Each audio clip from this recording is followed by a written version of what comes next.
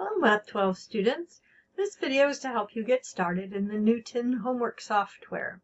So I'm going to start at the home page, which you've already hopefully watched the Getting Started in Canvas video, so you know how to get to the home page. Then when you're on the home page, you can scroll down to the buttons that I have for each week's module. So week 0 is the Getting Started module, and week 1 is some practice submitting things in Canvas, so there isn't any math homework due on the first week. So starting in week 2, there will be math homework due. So you can click on the week 2 module when you're ready to get started on homework. I will get it launched before the class starts. It's not quite ready yet. So the week 2 module button, if you click it, it will take you directly to the module. Notice that it always jumps a little, so pause, wait for the jump before you try to click on something. I can't tell you how many times I've clicked on the wrong thing. So the other way you can get here is by clicking directly on the modules button yourself, and then you'll be taken to the top of the modules page. Each module has a triangular accordion menu button. So I'm going to collapse module 0 and collapse week 1, just so we don't have to scroll so far. So when I get this launched, the week 2 module will have your usual intro video. It will have a getting started assignment. And then in Canvas, most weeks, you'll have quick quizzes, a shine quiz, a discussion board, and a journal. So we're going to scroll down past those because this video is about getting started in Knewton.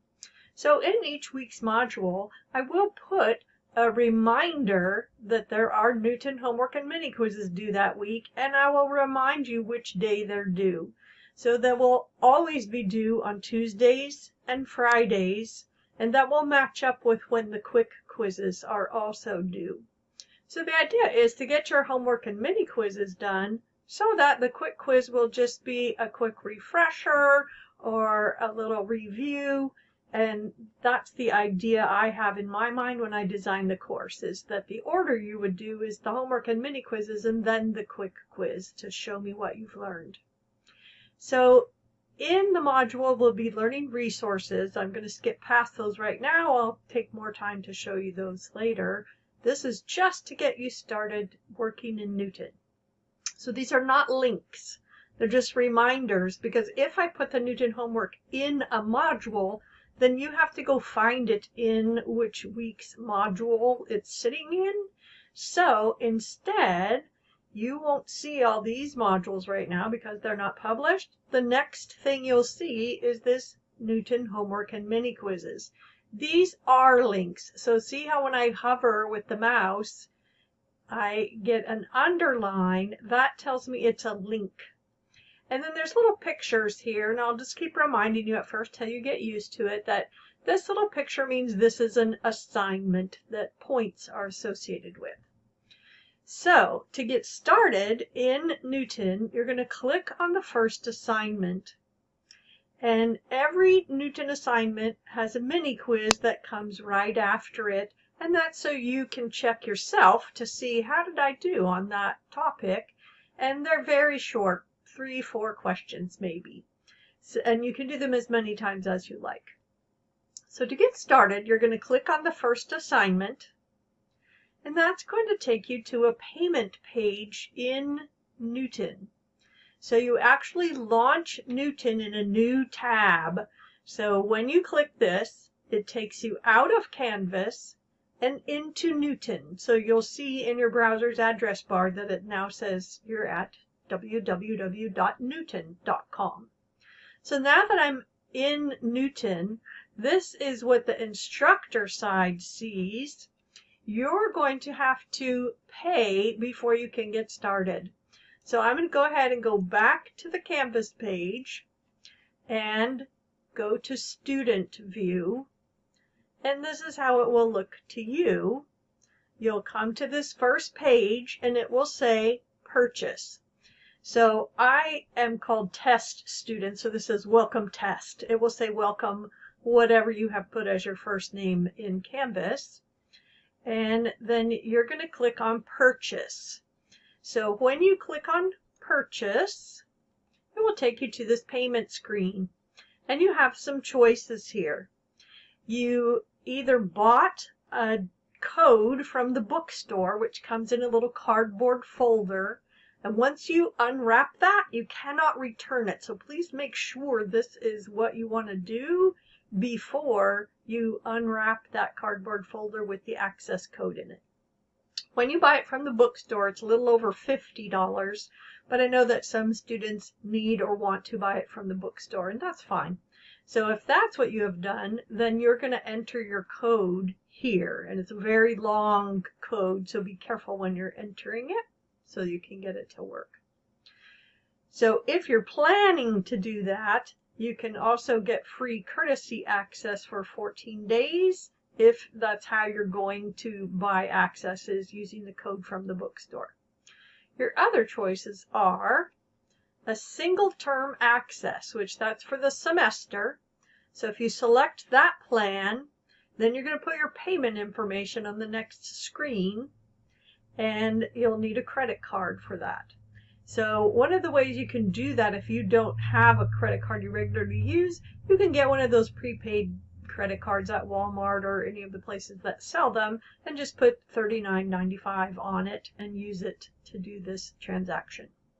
So you don't want the $80 Alta Pass. That's if you have more than one class that's using Knewton Alta for homework, then you can get access to more than one course, but that's not the case for you.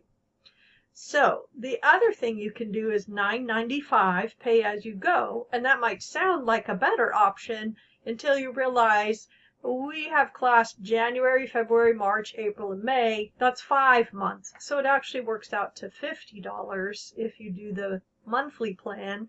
So then you might think, well, can I just do 14 days free access and then start in February on the monthly plan? And you'll see they thought of that. So if you want to do the monthly plan, you don't have the option of the 14 days of free courtesy access. So either select the $9.95 pay as you go, and then it will remind you to pay each month the $9.95. Select the $39.95 and pay now with a credit card.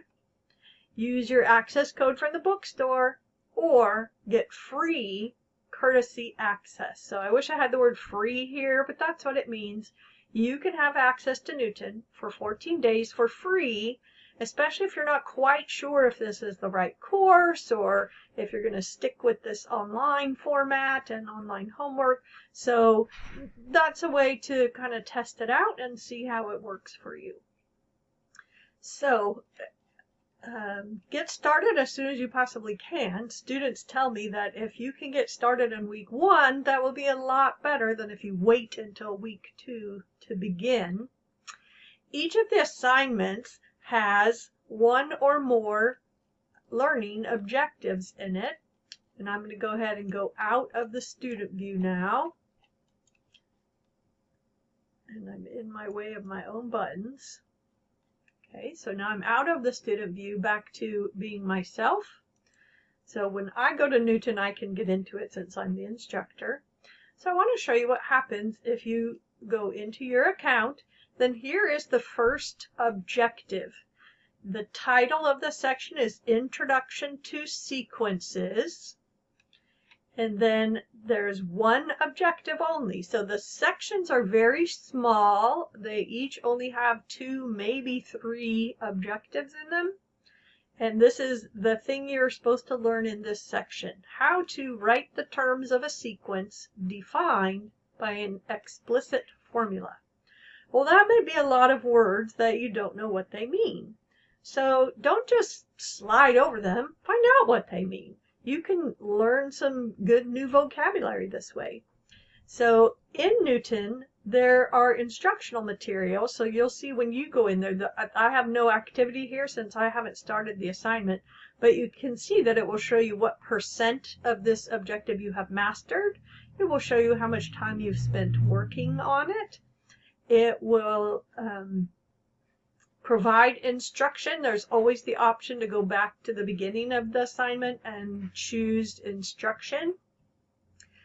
So most of the students find what they need inside of Knewton, and I'm going to strongly discourage you from going out to random websites and just trying to find out how to do this problem. Math is very much interconnected.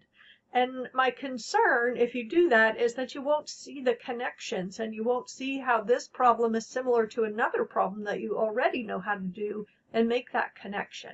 So I'd really encourage you to stick with Knewton resources, or I've listed some other resources in the syllabus, but it doesn't generally work very well to just Google the problems and take whatever website pops up first.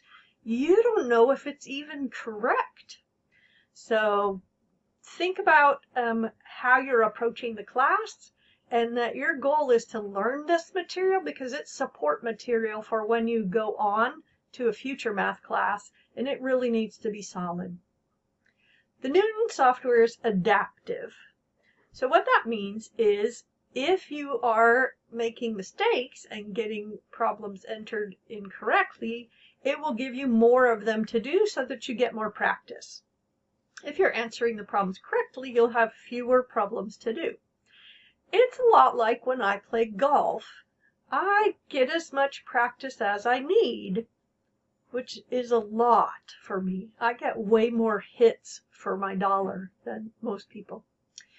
So you can also ask your peer tutor Lynette for help with homework, and you're welcome to go to the Algebra Support Center and you can sit online with them and work on your homework and just ask questions as they come up, and they're really good at helping students learn the material, not just do the problem they are on. So I've been using Knewton for about 6 semesters, and students have given me 95% positive feedback. Knewton will also ask you for feedback as you're working, and feel free to tell them what you really think. They really want to know what students think about their product so that they can keep improving it. I don't get that information. It's just for them so that they can make their product better. So you will be outside of Canvas when you're in Knewton. So think of it as that you went out a door of the Canvas house and you went into the door of the Knewton house, but you had to go into the Canvas house to get to the door. So you can't get to Knewton from outside Canvas. You'll go to Canvas and then to Knewton. And students tell me that it's a little annoying because the Canvas navigation stays and takes up part of your viewing space, but that's not something I can change. So in the module 0 on the Getting Started in Knewton page, that's where this video will live. And then I also want to show you that in module 0, give it a second, bam. It's taken me a long time to learn that because I'm not very patient. Okay, so you'll see there's Getting Started in Canvas and then Getting Started in Knewton. So when I click this page, it's not put together yet because I'm making this video right now. And I haven't figured a way to get the video in there and make the video showing it in there. I think I'd have to time travel. So this is the video that will get updated and put in this spot. But I wanted to show you that there is a video from the Knewton Alta company that shows you a little bit about Knewton Alta and how it works. And then here's their PowerPoint slides on getting started with Knewton Alta if you like that way of learning. There's a little video that they have made, and then these student FAQs may be very helpful. In every Knewton assignment, at the bottom right, there will always be this little chat box, and if you click on it, they're very proud of the fact that they have a live person answering within 1 minute. That's their goal. So you use this button if you have questions about Knewton. They don't answer math questions, just questions about the Knewton software. If I'm typing my answer in like this and it doesn't seem to be accepting it, my answer seems like it looks just like the one they're saying is correct. I'm not seeing how they're different, so they can help you with that sort of thing. You can also send what you're working on to me, or you can just tell me which section you're working on, and I can go into Knewton and see exactly what problems you're working on and give you helpful feedback. Either I write out a solution and scan it and send it, or make a short video showing how to do the problem. And when I do that, I send it to everyone because you all have similar problems. They're not going to be identical. So I often find that if I type a question into Google that says, how do I do this in Knewton? It comes up really quickly, like, how do I enter an exponent in Knewton? It will pop right up. So that's an easy way to figure out how to do something in Knewton that you don't have to dig through an FAQs or wait for the chat person. That's just another option that you have. So I'll be keeping a close eye on how you're doing on your homework. I can see exactly what you're doing, how long you're spending. I don't see what time you're working, which is probably good because I think a lot of students work at a lot of different times. That might not be the very best time, but it might be the only time that you have, which I totally understand. So I'll be offering frequent encouragement for you to keep going and keep working hard. 16 weeks is a long semester. You're going to need a lot of encouragement. It's like a marathon. So pace yourself. Realize it's going to seem long. Get lots of points and lots of energy going at the beginning to help take you through the rest of the semester successfully. And please always ask if you have questions. Assume that my explanation wasn't good enough or the Knewton explanation wasn't clear enough. I love answering questions, and I never mind when students ask me questions. I'm actually happy when I open my inbox and see emails from students because I really want to help you be successful. So have a great time in Knewton.